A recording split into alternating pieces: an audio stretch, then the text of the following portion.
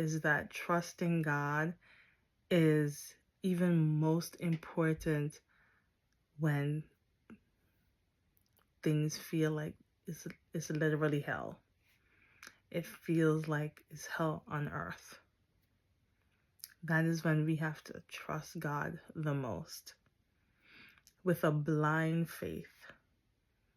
A blind faith because it's not everything that we're going to understand. In fact, there's a lot of things that we're not going to understand. But we have to blindly trust God that He knows all. We only know part of the story. He knows the whole story. You ever heard the analogy about, imagine you're in a movie theater and part of the screen is covered and you see this woman and she's pushing and dragging this child. The child is getting bruised along the way because she's just dragging this child along.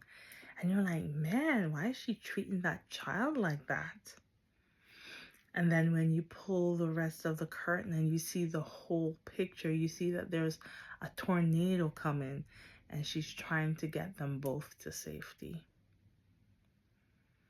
Hindsight is always 20/20, and as I said, we don't see the whole picture, but God does. That's why even when the worst things happen to us, even unto death, we have to trust Him. Even when it's hard, we have to trust Him.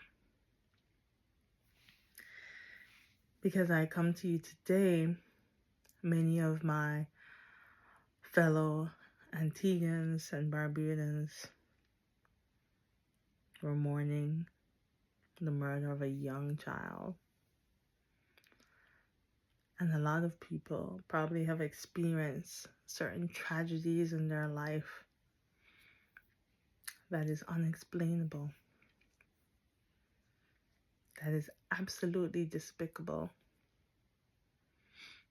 And we wonder why God will allow things like this.